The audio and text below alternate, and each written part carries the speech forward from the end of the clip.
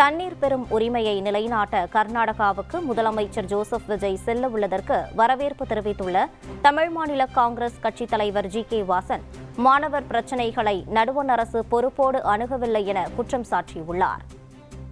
முதல்வர் விவசாயிகளுக்கு செய்யக்கூடிய கடமை நேரடியாக கர்நாடகாவுக்கு சென்று அங்கே உள்ள முதல்வரை சந்தித்து பேசுவதாக தகவல் வந்திருக்கிறது.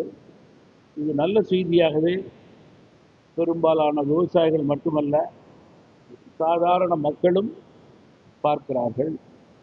காரணம், புதிய அரசு விவசாயிகளுடைய எண்ணங்களை பிரதிபலிக்கும் அரசாக 12 வருடங்களுக்கு பிறகு தமிழகத்திலே ஒரு முதல்வர் கர்நாடகா சென்று அங்கே உள்ள முதல்வரை சந்தித்து தண்ணீர் பெறுவதற்கான நம்முடைய உரிமையை நிலைநாட்ட நினைப்பது என்பது வரவேற்கத்தக்கதுதான். அதில் மாற்று கருத்து கிடையாது.